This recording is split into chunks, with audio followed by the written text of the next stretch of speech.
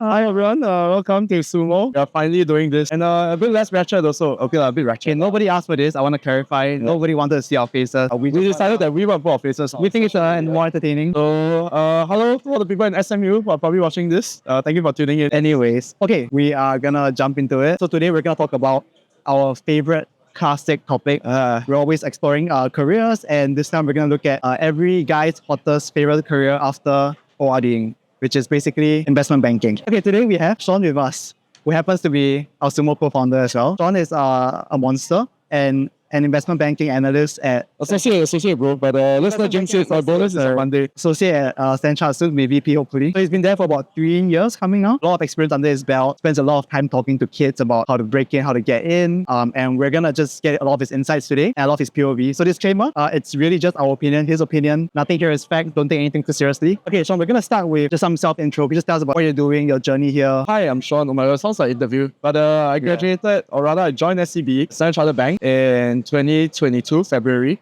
So I was part of the M&A team. M&A is one product within investment banking, stands for mergers and acquisitions. Typically where you see, under investment banking, you have the capital market side of things, but in Standard is more focused on mergers and acquisitions. So I joined the team. I was with the team for around 3 years. And yeah, I graduated from SMU. I graduated in 2021, David in 2022. Actually, while you're on that note, can you give us a very brief outline of your uni journey into IB as well? So I guess in uni, I really was quite, and I guess both of us were quite hardcore, right? Yeah. So 10, 12 hours of studying a day, studying on the weekend. It's quite sad, quite depressing, but it is what it is. Worked very hard to get to a career path that I wanted to have control over. Okay. Wanted to be able to go into an interview and say that, look, I've done my best in school. Yeah, I kind of am, right? So I did a few internships, one with ABN AMRO, one with Morgan Stanley, one with Prince Ho's private equity team as well. So I think these internships really helped to form and build my resume going into finding a full-time role. Okay. Really was very helpful. The experiences were good and bad at the same time. Okay. We're gonna start with some simple rapid fire questions to know you as a human being. First question, what's your favorite CBD lunch order? CBD lunch order. I really love, there's this new place called Salmon Samurai. Oh. So effectively, it's done by the founders of Tanuki Raw actually. So it's like a little salmon salad bowl. And you can accumulate your points actually. So far, I'm reached that golden VVIP status. I think the auntie there will kill me, or the waitress there, I think she'll kill me. But I get a free bowl of soup every time I go, which is $2.50. So not too bad. Yeah. Second question, you've ended a long day at work. I don't know what long day means for you. We'll get to that. Okay.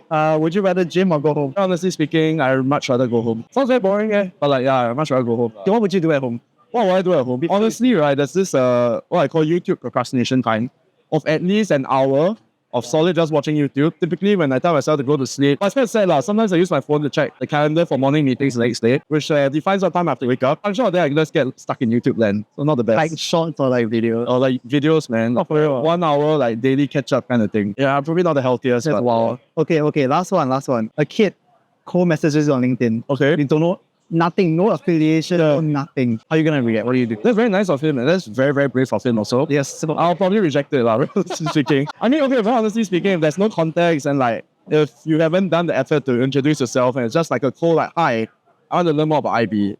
And then I can probably tell you copy-pasted it for 50 other people. Then hard to carve out the time to go and respond to it. But that's fair enough. Come on, no judgment with this. Sorry, I'm not gonna say it. Let's just jump into it, right? First question, I think just the easiest intro into this. What is investment banking and how is it different from the lady at DBS that smiles at me when I say I want to open an account? So that's a question actually a few of my relatives asked me over Chinese New Year. Yeah, what credit card to get, which is quite unfortunate. But very, very different job, right? So basically investment banking is acting on behalf of companies, okay, right? Who are looking to, effectively effect a merger or an acquisition, right? So typically within Stanchart, we focus a lot more on acquisitions or primary fundraisers. And we are there as more so a financial advisor that typically act on the sell side or the buy side. But basically when you act on the sell side, you're acting on behalf of somebody who's looking to sell their stake in a company. And when you act on the buy side, you're acting on behalf of somebody who's looking to buy a stake in the company. So typically we act primarily on these two sides. So a lot of the day, a lot of the time that I spend is either, being either a sell side advisor or buy side advisor, or effectively pitching for new work as well, right? That goes out to looking to secure new mandates for the bank. Meaning company or somebody wants to sell or buy a stake in a company. Yeah. You guys help with that. The LI5 is kind of your nephew's looking to sell his lemonade business, right? Okay. So how much should he sell his lemonade business for? Okay. Who are the people he can sell his lemonade business to? Okay. What are the steps and procedures and even legal regulations around selling his lemonade business. Those are things that we come in and provide advice for, and which is why people can run a process without a sell-side bank to advise them. But generally, they do because experience effectively helps you run the process a lot more smoother as compared to acting without a financial advisor. Okay. So you're kind of like the advisor that comes in when I sell my lemonade stand. Yeah, That's the theory. effectively, yes. Okay, so what does that look like on a day-to-day basis for, let's say, an analyst or an associate? So like 1 to 2 years in, where you're at. I think generally the life of analysts and associates are quite different. So analysts really, you're just there to run, very frankly speaking, the grunt work, right? So grunt work really consists of like grunt work across your live deals, which is either your sell-side work or your buy-side work, or running pitches, right? Or business development activities for the bank. Looking to secure new business, pitching to a client that, you could sell, you could carve out this particular assets, you could sell the company. Multiples in the market now are very, very high. It's a good time to sell. It's basically convincing somebody that it's a great time to sell or that it's a great time to buy and that there are multiple opportunities left in the market. So on the sell side, typically, I don't want to get too technical, but generally you want to prepare materials to go out to pitch to potential investors, right? So this company has mandated the bank to help sell a stake or, help to effect a merger. You're going to go out, look at potential investors who are interested. Typically, they sign this thing called a non-disclosure agreement and NDA. And thereafter, they share materials with them. So, financial model, very often talk about, as well as information memorandum. So these two items are what the analyst is in charge of preparing, as well as managing the whole investor outreach process. So that's on the sell side. On the buy side, you're looking to either review the financial model that was shared, the information memorandum, and other due diligence reports on behalf of a potential buyer for a potential target. So effectively, sometimes you are really reviewing your friend's work, who works with another investment bank, who prepared the teaser or the model, and then you can laugh at him if you find a mistake. Yeah. So again, I'm gonna dumb it down for myself. If you're on the sell side, you're basically trying to promote whatever's being sold in a sense. Yeah. Right. And you're showing why it's worth buying to other people. So you're doing your financial models, your pitch deck towards the end now. Yeah. Yeah. Okay. So I said you're reviewing those materials instead. It's similar to real estate, just that a bit more glorified. Look, you're trying to sell this particular condo. You know that there are these bunch of guys who are interested in buying a condo. Yeah. Within this particular district, at this particular ticket size. Yeah. Just that a condo is always like a 100% transaction. But effectively, you're on the sell side then, you go and find an agent who has a buyer, right, who is interested, and then connect both of them. It's just that there's a lot more, I would say, not draw lines or anything, but I would say that there's a bit more levels than, you have to prepare materials. Okay. Effectively that. Yeah, we're trying to go too deep into that whole part. But, Yes. Okay. Yeah. So I guess what are some common misconceptions or even like correct perceptions that you wouldn't think are correct of investment banking as a whole? What comes to mind at the start is really just the hours.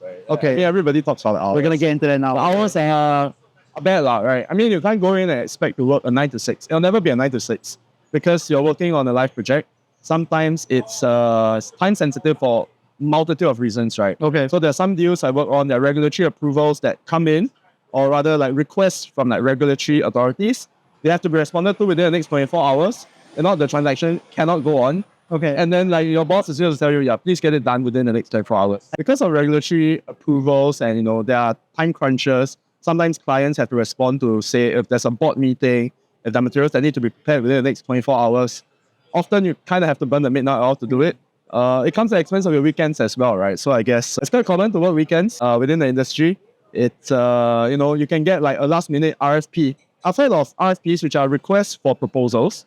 It's basically a company saying that, look, we want to hire an advisor. We're going to ask many banks to submit a proposal to us and we'll review the proposal. Okay. So I've heard of RFPs being submitted on the 27th of December before, and the deadline was 3rd January. So you can imagine that poor analysts learned the Christmas weekend, their New Year's weekend, and then probably had to go to office like on the first day of the New Year for the RFP presentation. So sometimes, yes, the hours are pretty, I'll say it's the lack of control over your time, right? You don't really have that much flexibility in saying, I'm going to end work at 6 every day. Okay, so this is an extreme perception that is correct. It was quite an extreme perception, but I would say for those interested, it's a matter of reality, right? I think a common misconception is that, you're going to come in, you're going to be a deal maker, you're going to change the whole world. It's false, right? Because you're going to come in, besides learning the ropes as Our Saturday order. Hold on. But yes, we'll continue. And then, yes, okay, the Saturday is here. Okay, so back to common misconceptions. I guess like people have the impression that they come in, I'm gonna be a deal maker, and I'm gonna like think of merging like these two big companies together, change the world effectively. Very honestly speaking, as a fresh analyst, your job is really just you are playing in the corporate world, much like all of your other peers. You're forced to work 2 times hours, but I would say that at the start, your job scope really is very, very manual, right? So, you're the one expected to take like meeting minutes. You're the ones expected to, fill out the books before a meeting, buying the books. If there's anything like, remotely dirty, say more senior people don't really want to do, it's kind of on you, right? Even like sending calendar invites. So really a good part of your time is just really done doing all of these things, right? You're not going to be like running a complicated financial model to show like, wow, dividend analysis and, tax release and stuff. It's a bit tough, lah, right? So when you come in, I guess it's a matter of knowing, just putting your head down, work hard, learn how the team operates, and just do your best, right? Because I think people recognize hard work, people recognize efforts.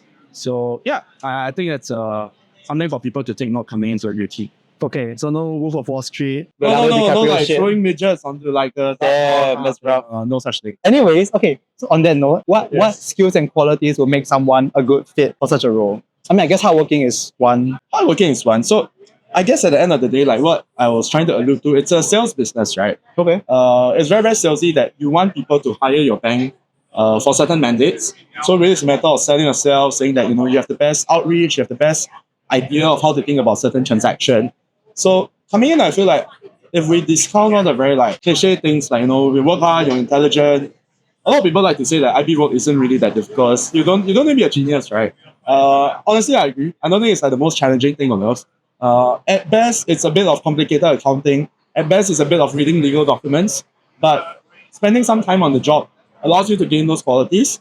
Where I think, especially in the environment that you operate in, it's really your people skills, right? It's very, very important. How you relate to other people, including your colleagues, your seniors, your juniors, managing difficult timelines, right? Managing the amount of work that's just thrown your way. How do you manage, conflict, right, within the teams as well? Being well liked in a team has shown that people will often favor you over other people, despite you having slight inaptitude compared to that person. And good attitude naturally is showcased by like, you're hardworking, you're willing to pick up stuff that nobody wants to pick up. You're able to meet your deadlines, you're able to manage, different stakeholders. Those are really very, very, very important. So those are really your baseline human qualities per se. I guess from a more technical standpoint, it's your typical how to understand how to value a company, typical corporate finance things. But I mean, as we've seen now, at this point, it feels like a prerequisite for even internships for you to have like your basic modeling and corporate finance skills all down. Your aptitude or your smartness is not as important as coming in with a good attitude. But of course, it's a trade-off, right? If you come in and you really don't understand the work, you might have the best attitude on earth, you might be super hardworking, but it might be difficult for you to gel with the team if you don't understand what you're doing as well. Okay. So from what I'm hearing, it's a lot of being able to manage relations, manage workplace kind of like dynamics. Effectively, I mean, every team, it's a very high performance team, right? Everybody is, there's a certain personality within people to want to join this industry to work till 2, 3 a.m. every day. People are naturally a bit more driven. People are naturally a bit more, if you don't get your stuff done, you can't tell them I have a Pilates class to run off to. So because of that, you need to know how to manage people with such attributes. And sometimes it differs from senior person to senior person, right? So they all have their little quirks, and I think it's important to understand how to best manage all of these different stakeholders as well. Okay. Yeah. And until there, you don't have to be some Finn God, China, Quant, world math masters to do this. I think it helps, but like when you build very, very difficult things, right? At the analyst level, where all you needed to do is like align logos, for honestly speaking, make the colors look nice, make sure the slide, like the page numbers tally. You really don't need a genius to do it. But you need somebody who, on like 4 hours of sleep, is able to like spot like, oh, like the page numbers are off, or like something is wrong with the book. I want to say that like this is very. Our previous IB episode was quite positive. So this is like a very. The guy was a bit cracked, like a bit different, a bit different. It's true though, and I would say that as you progress like up the ranks, and like what you say is like, the human touch, the human connection. Okay. As you become more and more experienced, you're expected to interface with clients. Sometimes, just land thrown to the sheets, right? I think it's important to understand how to manage these clients as well, right? Both their expectations, being able to speak intelligently about the work you've done to them. If you can't make the deadline, how do you best communicate it to them? These are skills that gradually you will be forced to learn to pick up as well. Okay. Yeah. Okay, so our kind listener has decided that that's all that is him. He is Pa, right? What's the best pathway for this fella to break into IB then? What's the road, the inroads into such a function in a bank or whatever? I mean, very honestly speaking, and it's quite open knowledge, right? I think most people do want it for the prestige. I think most people do want it for money, right? So, yeah, okay. I think when people come in, they have this certain mindset, and yes, I think it's quite undeniable that maybe not so much the prestige now. We work I think the salary per hour, it's not the best, but that it gets you by. But I think past that, I think it's more so a fact of being able to go into a job as a fresh analyst and having the prerequisite skills to perform with minimal supervision. Because I think like when you come in as an analyst, you're really supposed to, people will be there to manage you, but you are expected to be able to run processes and work streams on your own already. Right. So more often than not, you're forced to take up internships, learn. And then this whole chicken egg story of internship starts, right? How do I get a suitable corporate finance or investment banking internship when I'm going to come in with no experience as well? Yep. So I think like what we like to see on Sumo is that you come in, you absolutely have nothing to show for on your resume. All you have is your grades, which is why we emphasize this work hard. But past the point, right? I think besides showing people that you're intellectually competent and that the work that you've put in during university is paying off, really it's just a matter of building up a strong enough resume to convince somebody to offer you the job, right? And I mean, in investment banking, especially in Singapore, where we see people get into the job, especially at the box bracket level, is they get summer internships in their penultimate year, which is year 3. Yep. They get a conversion offer thereafter. So a lot of how you should think about it, of breaking into box bracket investment banking, is how do I secure that conversion offer? I didn't secure my conversion offer, unfortunately. Story for another day, or maybe story for off camera. But yeah, so if you really want to break in, I would say that is the most straightforward pathway into getting into box bracket investment banking. So people call it box bracket because, from what I understand, last time when deal plugs were minted, the box brackets would take up like the bulk of it. So the likes of your Goldman Sachs, Morgan Stanley, JP Morgan, they occupy the most space. And then the second tier or mid tier banks, they aren't placed as high up there. Yeah, that's the story I've of never how, heard this. Yeah, for real. That's why they call box bracket. Wait, but why? As in, So like back in the day when they like gave like deal tombstones. yeah. So at home I have this like a mini solar panel like replica for a solar deal that I closed like in 2023. It's quite cool lah. Like it's called deal toy by the way. Yeah. Solar panels don't work lah, but like still. But why is it called bulge bracket then? Because it's the bulge. No, like they took up the most space. Like it was a bulge. Like they'd be like Goldman and like I don't know like Morgan Stanley, and then the other banks that were on the transaction just be like footnotes. Nothing against other banks. You love all banks. Yes. Okay. So, generally speaking, from my understanding, you try to stack your internships one level to the next until eventually, like what you said, your third year in university, you get a summer internship. Yeah. At this bulge bracket banks. Yeah. And then hopefully, they like you enough to give you a full-time offer if they have headcount. Yep. That's the main way, right? Yeah, but I mean, there's quite a lot of things to unpack there, right? Like, is there headcount? How do I like conversion offer? I mean, we can touch on that later, but something, I mean, even if we don't touch upon it, I think it's something worth considering. Yeah. I think it's a matter of being able to understand the team dynamic, make yourself well liked within the 8 weeks that you're there, and secure, even if there's one headcount, just to fight like tooth and nail for it.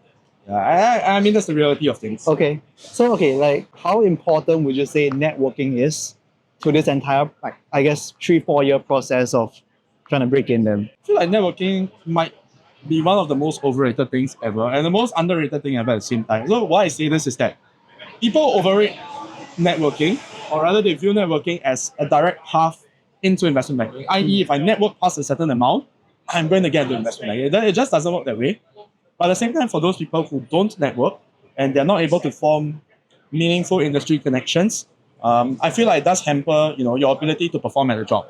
So why I say that is like, for instance, if you're a summer intern, you're able to connect very well with like, say the analyst or associate working above you. You're able to network with them, coffee chat with them, and effectively at the end of the 8 or 7 weeks, they treat you like a friend, right? Because you're working 2 to 3 a.m. every day with them. They see you every day, sometimes on the weekends as well. So, you kind of form a bond with them, right? and you're able to network with them. Sometimes they're able to shed some light about who are the key decision makers for conversion, who's able to push you the most, right, to get that return offer. So I would say that networking is important, undoubtedly. Forming industry connections, even at this point, right? It's a matter of understanding what other banks are doing, what deals are they doing. But even at intern level, I'll say where you should start networking. It's really just to find out what IB is truly about. I don't think we can fully capture it here in the day-to-day life, but just understanding from seniors what their life was like, how to best break in, are they able to refer you into a role? I really think that's very, very important. I mean, interestingly enough, how I got my first internship was referrals from two of my FASCs for one camp and one overseas community service project that I went for. So thanks and shout out to Gabe and Hui Qi. But effectively, both of them were with ABN AMRO's energy team. They both kind of knew that I was interested in the space, and that there was a role opening within the team for an intern for an LOA position, right? So they asked me, I submitted my resume to them. I understand that the role wasn't even posted on my online forums. So it really was a very word of mouth, very fortunate kind of thing. And that I would say really was my first big break, right? Being able to get an internship through this manner. So yeah, I really think it's very, very important. It does help when people do refer you directly, when people know of roles that aren't publicly posted in the market. So it does help quite a lot. So I would say, if you're seniors, especially those within the industry, reach out to them, speak to them, and I think it will really help you in terms of getting a role. Okay, so since you say it's underrated and overrated at the same time, would you say that, how do I put it, it's not exactly about networking, but having the network? Like, it's not about that coffee chat that will get you that offer or that conversion. It's the multiple chats you have with people, the relationships you build up over time that compound towards your outcome. Yeah, I think that's quite true, right? At least for myself, like when I first spoke to them when I was in year one, I had no idea what investment banking was, right? I had zero clue. I had zero clue that I even wanted to do finance. So yeah, I think it's just a matter of like you build that relationship with a person. It's just getting to know them outside of this whole investment banking sphere. And I think I was just very, very fortunate to have them think of me when they were thinking of somebody that they could potentially refer to for a role within the team. Okay. So yeah, I think when you want to look to network and build relationships, especially when you're cold approaching somebody, don't equate them entertaining a coffee chat with you to them wanting to refer you automatically for a role. I think it's really just a matter of being able to build up that relationship dynamic with the person, showing that, because when you refer somebody, you're putting your neck on the line also, right? If you go in and then you're Some the clown. worst intern on earth, then it's not a good look on the person that referred you. Yeah. So I think to a certain degree, you kind of have to prove your aptitude to the person as well. Yeah. Okay. In that case, how can a student stand out during this recruitment process? And I'm guessing one of the best ways is a referral, like we've been talking about. Yeah, I would say that, the industry is small. Yeah. I would say like among analysts, there's maybe about like less than 10 per bank. So you multiply that by a number of banks that there are in Singapore, including your boutiques, I would say that there's maybe about, rough gauge, right? Maybe 30 or 40 shops, like larger size shops. Okay. So when you multiply that, I think and then when you start carving out people of different ages, you realize that the industry is super well connected. Because effectively, you have friends from this bank, you have friends from that bank. So referrals are very, very important.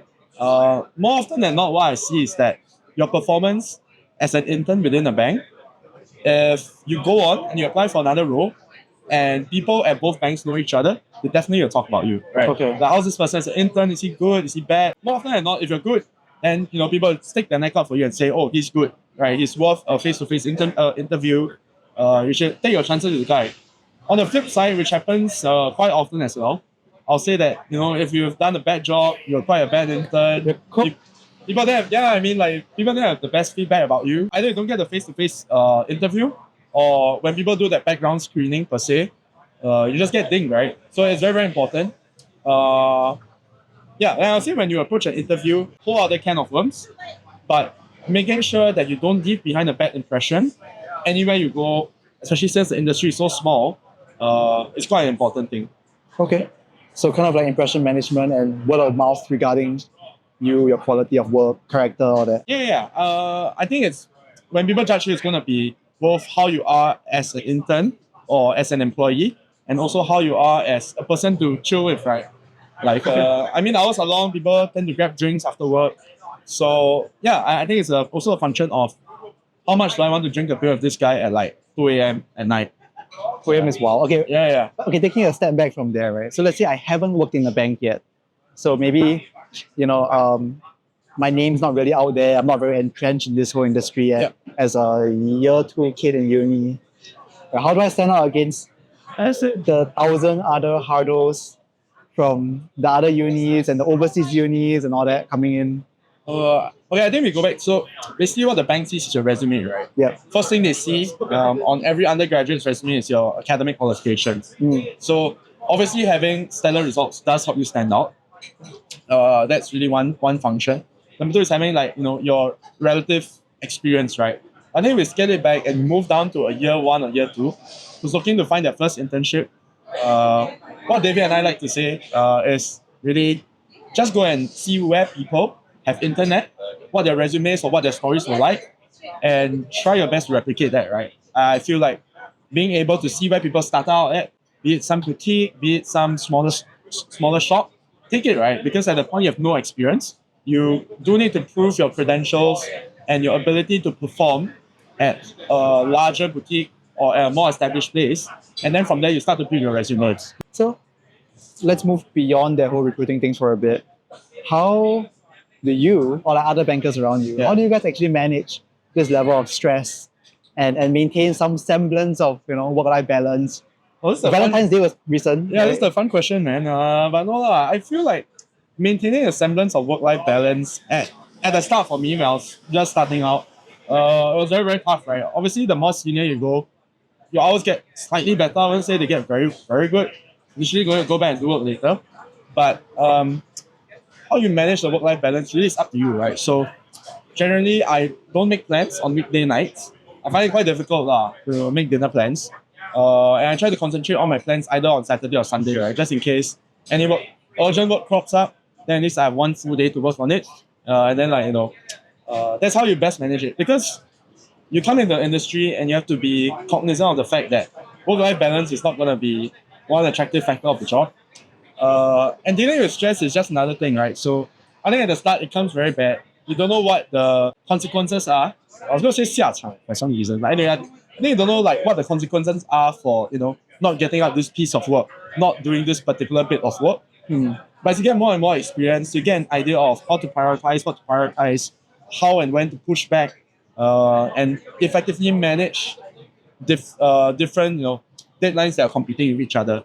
So I think it's quite an important role. What me and my other analysts, we've this thing called meeting gymity.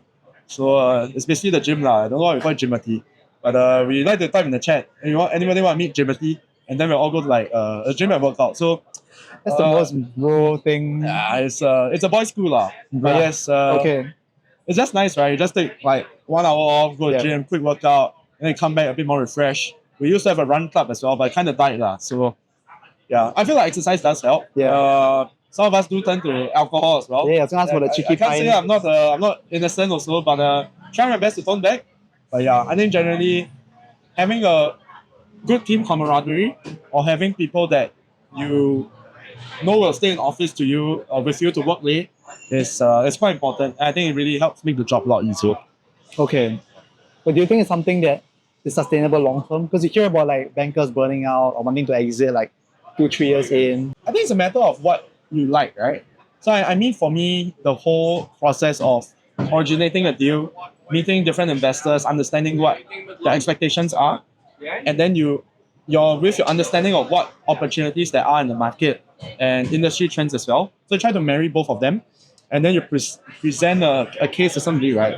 I think that's quite one of the more fun part of the job to me. And the more senior you go, the more high stakes it gets, right? So now as an senior analyst as associate, I'm just brought along for meetings. I chime in here and there, but it's not my exact role or my primary focus to originate new deals. That's more at a senior level, right? But as you get more and more senior and the responsibility does fall in your hands, I feel like it's interesting. So I feel like you really do have to be interested in the work that's being done. You have to be willing to, you move away from the grunt work, which I guess helps, right? Sending calendar invites is really not very fun. I really hated it.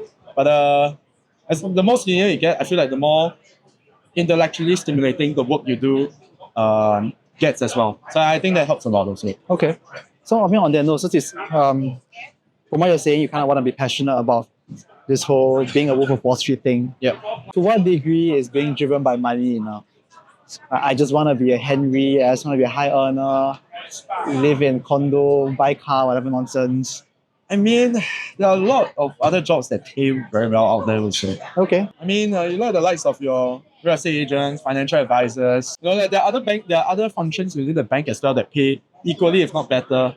Okay. You know, even your software engineering side, right? So I feel like if you're coming in solely for money, I feel like it's an okay approach, but you have to be conscious that the trade-off on your time will likely be one of the highest as compared to these other industries in terms of being willing to stay up late, being willing to work till 3-4 a.m.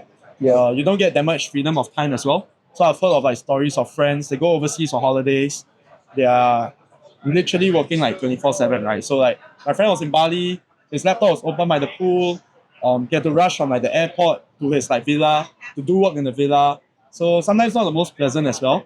But that's what you get like, as part of the role. Yep. So the money is pretty decent. You won't starve, you won't worry about paying your next bill. You have to trade off, right? I feel like wanting money itself is not a strong enough reason to come into the industry. And you have to be very cognizant that it does take its toll on you as well. Okay. Well, so on that note, in general, Yeah. as a young graduate Okay. who has managed to break into one of these investment banking roles, how much would you be looking at? Maybe in terms of like base, in terms of bonus. From what I've heard, I'm going to include a lot of caveats of this. From what I've heard from friends from other banks, HR, please don't come after me. For a fresh grad in a bulge bracket investment bank specifically, you're looking anywhere between a base pay of between 12 to 40,000 Okay. Sing dollars a month. It's quite a fair pay. It's quite a lot of money, especially for a fresh grad, even for a normal working adult. It's that's the household income, right? It's higher than household income. It's higher than household income that government. You're That's for three earning individuals. the median Singaporean household. Yeah, it's quite as insane. 25-year-old? 20, I you guess come in at 23, 25. Yeah. So that's your base pay. Your bonus, when we talk about the month, we talk about it in months, can range from anywhere between 3 to 1 year, 3 months to 1 year. So 1 year is pretty insane when you think about it. It basically doubles your base. And even when you look at your year-on-year increments, you're talking about anywhere between 10 to 20% increments, which is basically about 2K jumps a year. And when you get a promotion from analyst to associate, it's a rather generous bump from what I've heard from other banks. So not quoting any banks here, but undoubtedly I would say that you will not have to worry about, Cai Fan can I add fish kind of thing. Okay, so on average, as a grad, so it'll be about at least 200K for the year. I'll say it's for the top, Yeah, okay. like the top investment banks. Yep.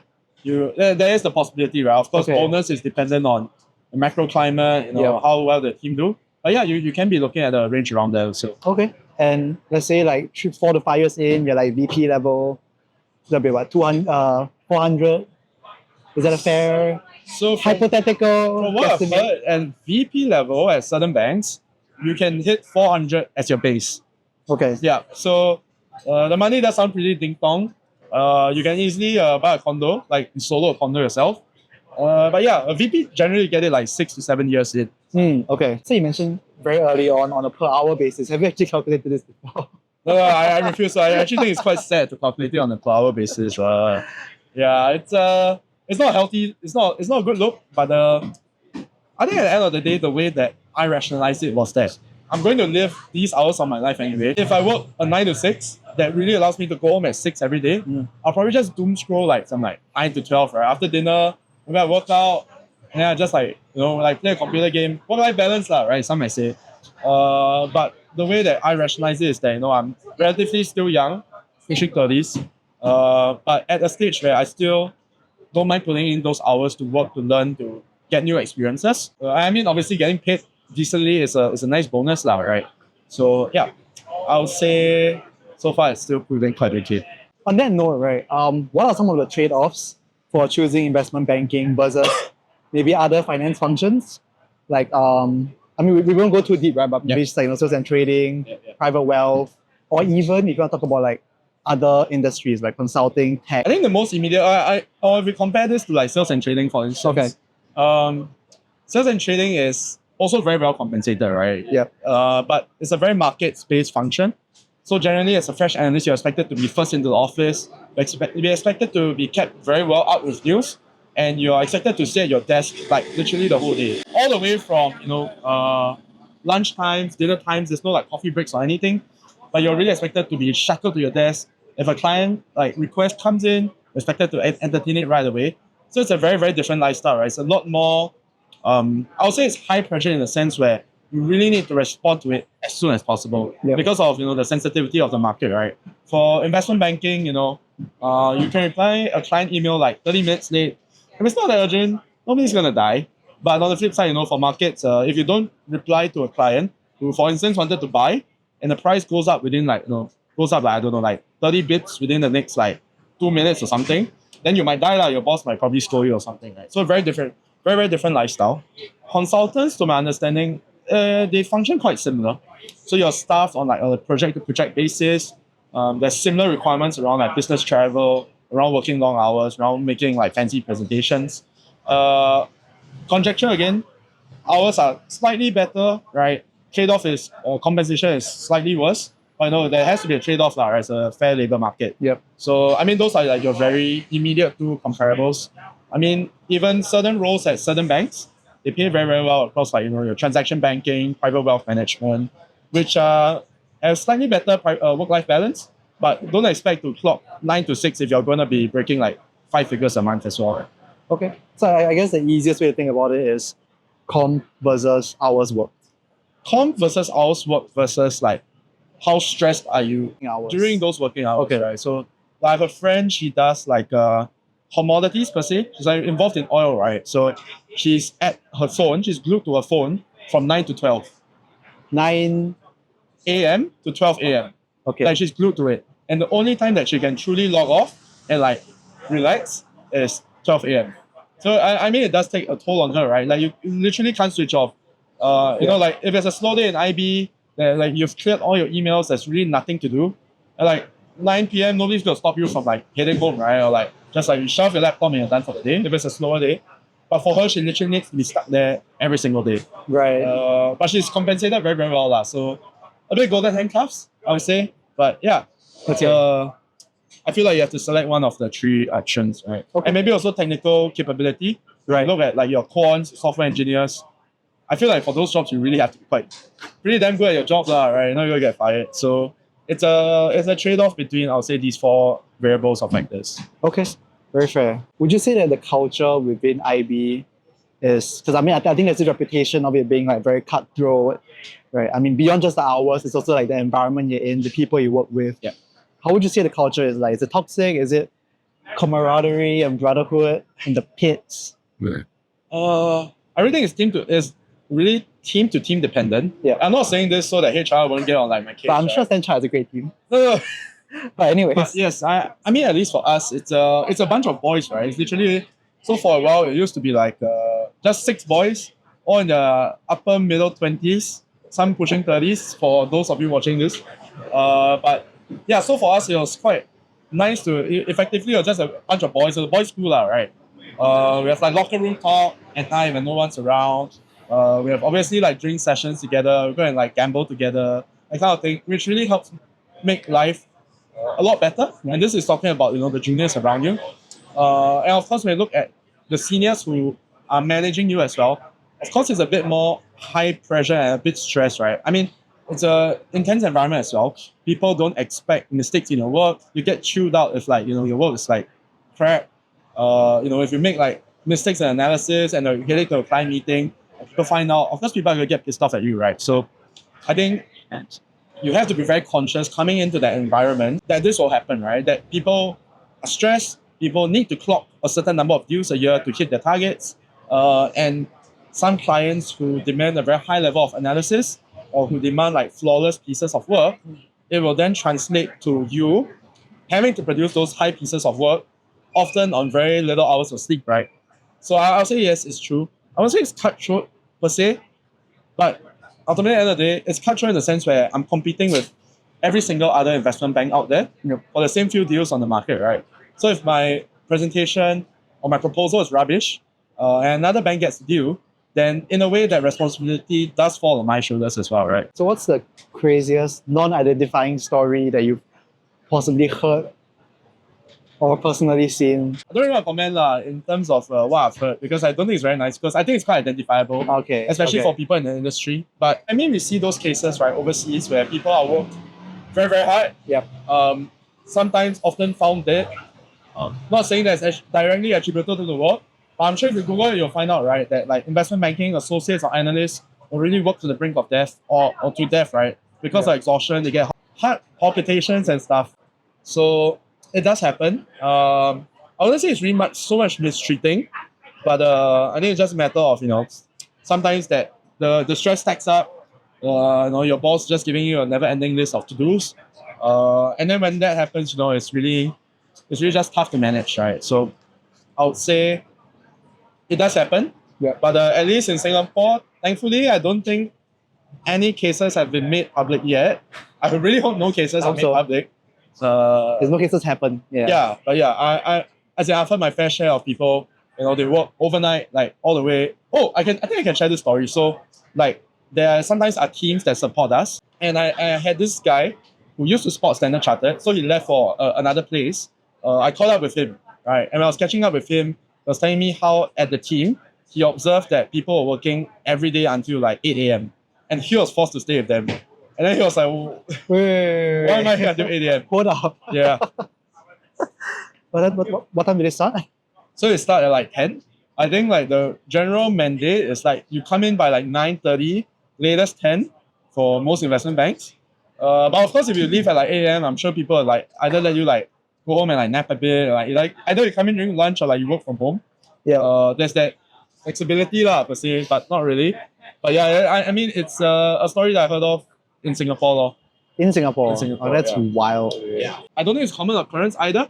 But when he told me that, I wasn't exactly shocked. Right. Yeah. But it's within the realm of possibility for what you guys do. Yeah. Okay. I have to caveat, and it sounds very HRE, but I have to say that, I did speak to more senior people in my team. I was telling them about this. They really laid out the expectation that we don't want you to work overnight. Like, they think it's ridiculous, for at least for people within the team to work till 8 a.m. It's very, very unnecessary, especially if nothing super urgent needs to get done. And even if it needs to get done by the next day, you can just like go home, get some sleep, and then maybe you just come in a bit earlier to the office the next day. I'm sure it's counterproductive to be working on the couch. Honestly, I think like the latest I worked to, which I think is fine to share, is like maybe like 4 or 5.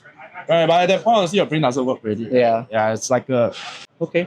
What about the future of the industry then? I know it's a very broad question, but okay, so I'm going to caveat this by saying, so for example, you see like, in tech, software, that kind of threatened / empowered by AI and all these kind of things, right? What kind of trends do you see going forward for, I guess, finance or investment banking? Honestly, AI is very, very useful, right? So like a lot of things that are done by analysts right now can be done by that. We are starting to use AI a lot more for. So we create these things called company profiles, right? It's basically a quick like 1 page on a PowerPoint of what a company does, what the financials are like. So we are starting to build the language where it will allow us to create a company profile like instantaneously, right? Of course, you have to go in, you have to check that it makes sense. Yeah. But I think broadly, when we were testing it out, it's like a good, like, say, 75 to 80%.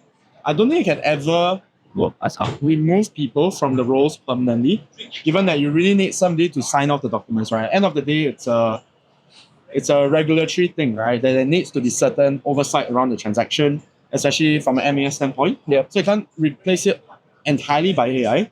But I think a lot of banks have been starting to integrate AI into their work also. Something that we're looking to do also. So, and a few senior members of the team are quite big on like, using like language models and stuff. Just make work a lot easier also. Okay, so upside is you're more efficient. Downside is analyst roles might be threatened. I wouldn't say it's threatened entirely, but might not have to do so much saikang lah. But you have to vet what AI does also. Yeah. I guess it takes up less time, but there's always a never ending amount of work to do lah. So you probably just get shafted on something else. Yeah. Okay. Our closing questions, right? Any specific advice for anyone who, after all this, is still very driven to be like you know, grow up and be like Shawn? Well, I don't need to be like me lah, but I think, especially if you're in university, if you're in year 1, year 2, I feel like now's the best opportunity, right? You watch this podcast, like, okay, I really want to be an investment banker. Go out, right? Just go and network, especially if you're in any clubs. When they go and talk to a few seniors, how did they break in? Ask them to take a look at their resumes. So I recently helped a few like year ones take a look at their resumes. And honestly speaking, I don't blame them at all, right? But their resumes, at least for some of them, I think some of them are really quite good. But for some of them, it wasn't at a point where they could submit it and hope that they get a callback interview. Because honestly, you're not trained enough, right? You're fresh out of like your JC or poly, you're fresh out of NS, you don't really know what resume goes, you don't know what resume is, you know what goes into it. It's a bit tough. So I feel like start to polish those aspects. If you're watching this and you're a bit younger as well, I think like you don't need to like shit your pants about it lah. But we're just gonna find out more about what the industry does. Try to see if like your brother or like anybody within your social circle, church or whatever, has any networks or has any connections, and try to speak to people. You don't need to speak to people with the intention of getting the role, but really speak with people with the intention of understanding if this is something for you that you want to do as a full-time career, that you're not going to go in and like 3 days in, you're like, wow, I really want to go home. I guess it's not a good feeling for both yourself as well as the person that hired you. So I think it's quite important. If you're in uni, honestly, I feel like study hard. Make sure because from conjecture again, but to get like your interviews at like bulge bracket banks, or even elsewhere, right? There's a certain, I would think that there's a certain academic requirement to get into these roles because effectively the team wants the cream of the crop. And in university or rather in society, we are defined by our grades for like the first like 20 something years of our lives, right? Yep. So much like your Chinese New Year gathering, your grades will get compared to other people and they only want to take people with the best grades. So you can be very brilliant, can understand how to do a model very well, but if your results aren't good, for you to get to the face-to-face interview to prove that, then it becomes a lot more challenging. I wouldn't say it's impossible, I'll say it's a lot more challenging. Okay. And MOE would not approve of this. Oh, but MOE can't judge us, right? So, But it's the truth. yes. So, Yeah, okay. that's what it is.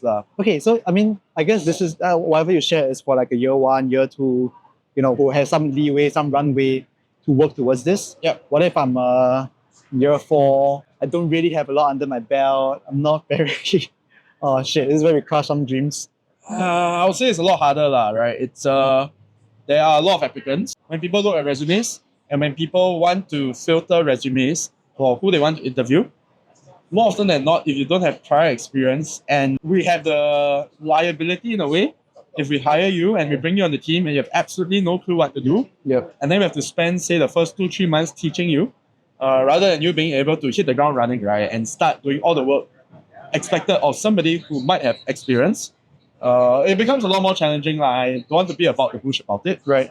So that's really the harsh truth. Okay. So no two ways to go about it.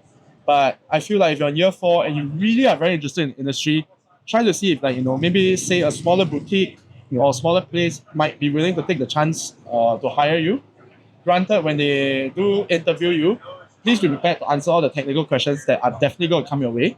And it's more so just to have that sensing of whether you're able to understand corporate finance 101. They're not going to expect you to be a deal maker, but if you don't understand the very, very basic concepts, especially at smaller shops which are a lot more lean and a lot more reliant on the analysts, vis-a-vis, your larger team, even if this guy isn't able to perform this worksheet, we can just bring another guy in to help supplement.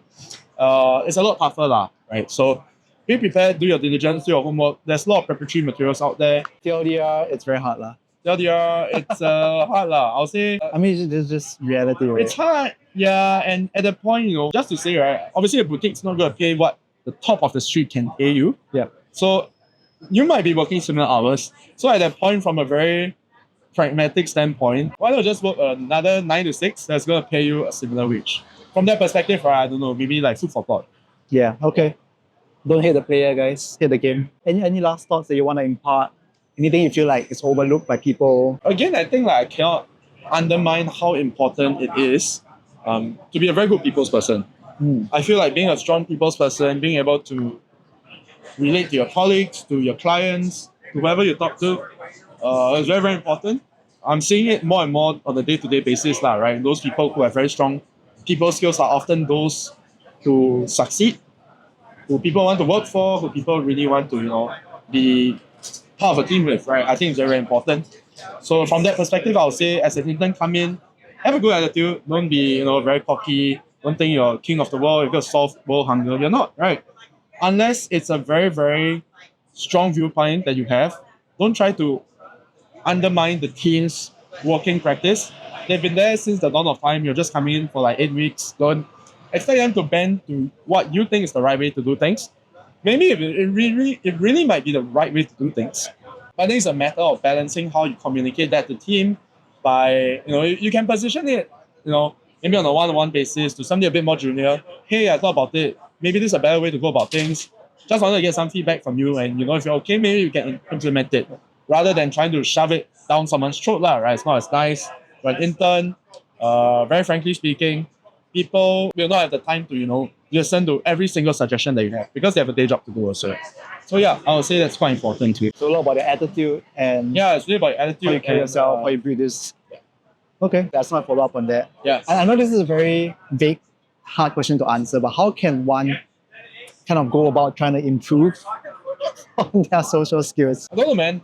I don't run a social skills workshop, but Or is it something that you're conscious of that is no, that anything I'm extremely conscious about it, right? So I feel like maybe one part of it is like office gossip, right? Like if you're an intern, you're coming in, you're new to the team, or even as a full-time employee, really, it's a matter of not being a big mouth about it, right? You have to be tight-lipped about certain things. So people might tell you something in confidence. Yeah. Doesn't excuse you from being a big mouth and spreading it to the whole world. I feel like it's part of people's skills, knowing when or what to say certain things, judging social situations for what they are, not getting drunk and blabbering your real thoughts, right? Like, oh, I hate this job, I hate hours, something like that, right? I mean, to harbor those feelings or to be burnt out by long hours, I feel it's normal. It's a reaction that a lot of people experience, right? You naturally get tired, right, by working very, very long hours every day, but not showcasing that, oh, like this sucks, right? I think that's very, very important. Number one, that's I guess how to respond in social settings, lah. It's just like treat people how you would like to be treated. I feel that's quite important, right? As part of social skills.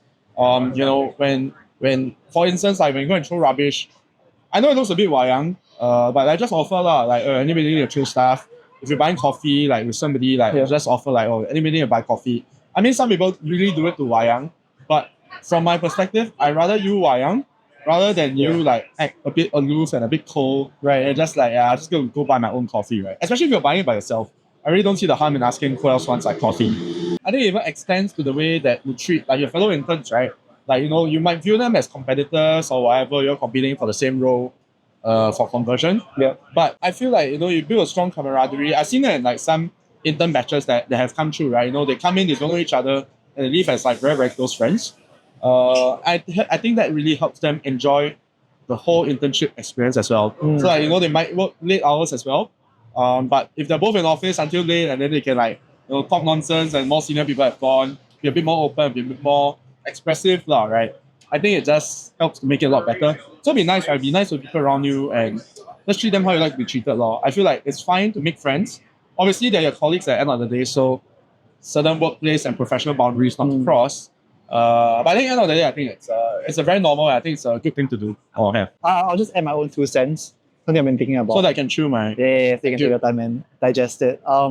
And just back me up on this or let me know what you think about it. I feel like one of the most psychopath ways to do it is just to watch people who are socially very high up the ladder and observe like the things they do, the things they say, how it's received by the people around them. So you kind of get a sense of like what's appropriate behavior as well, right? Yeah, I guess it's not exactly like being true to yourself, whatever that means. It's also a bit different strokes for different folks, right? Because I think like you can be a bit more introverted. You don't need to be that, Okay, like exactly copy him. Social butterfly and like you force yourself to be an extrovert. Naturally, you would think that people are a bit more sociable, lah. Okay. I think as an introvert, even in your own little ways, to show that you are a human being, that you are being considerate for others, that you are thinking about others. I think in these small actions, I think it does add up and help to build that social capital as well. Obviously, as an intern, you can't retreat into a shell, right? You can't just like not talk to anybody for the entire time you're there. Oh, you could, but you won't get an offer. You could lah, but like yeah lah, it's not. You want people to remember you. Yeah. So, yeah, I think it's good. Just observe how people interact. I think a good way to go about it is to see how the junior analysts in the team interact with the seniors, right? How they interact with each other. Yep. And take that as a guideline for how you should interact with the senior as well. Granted, sometimes they're a bit more charmy with each other. Sometimes it's a function that, they've been there for a while and they've built up that natural relationship that allows them to banter with somebody. Yeah. Obviously, the intern, you don't call like your associate like, hey bro, like I think it's towing a fine line. Not at the start, at the very Yeah, least. definitely not at the start lah. Yeah. I'll put you on the spot and ask you, completely unrelated, Okay. nothing about finance. What's something interesting that you've learned recently? I've been learning tennis lah. I don't know. It doesn't sound. It's not the most exciting answer you're gonna get. I want to say it's a very typical kind of not middle age, but young working adult thing, right? I guess so lah. It was between this paddle and golf lah. So I picked like, yeah. Why not pickleball? Oh, actually, I have a pickleball game like next week or something. So also I was learning tennis like just to get the hang of how to use a paddle. Honestly, it's pretty fun. Like I think it's good exercise. Helps me sweat a bit. Help me lose a few kgs. So honestly, not too bad lah. Is it partly practical also? I think it's at least practical. I think it's very practical lah. I feel like I'm playing it like badminton at this point. I mean, the ball comes and like it's just very like. It's different lah. Oh, recently I learned this very good response. So there's this interview question that people like to ask, right? Which is what's your greatest weakness? Which honestly always felt like a very like loaded question for me, right? Like, oh, I hate myself because I'm too hardworking, or like I'm too responsible. Perfectionist. Yeah, well, I hate myself because I leave office at 5 a.m. every day. Which are very like sell-out answers. Yeah. But you don't have to tell your interviewer that like, oh, my greatest weakness is that I'm an asshole, right? I hate everyone around me. So how do you strike that fine line of either extremes? So I found the answer, right, which is the most out of the box response ever, which is just respond like, so what's your greatest weakness? So it's pretty girl with nice eyes. And I think it's a genius answer to. And honestly, if anybody uses it, I think it's our last episode. I think this is our last episode. Why? It's pretty funny. Honestly, if I was in an interview with somebody and they use it on me, I'm like 80% sure I will laugh. Yes, I think it's quite cheeky. That's true. That's true. Find a variation of that. Don't copy wholesale. Imagine everybody starts saying that. My greatest weakness is pretty girls with nice eyes. Very cool. Thanks so much, Shawn. Okay, no worries. Thank you. Let's pretend that we don't know each other. Thank you for our channel. It's very weird, right? We should make this look awkward, right? Yeah.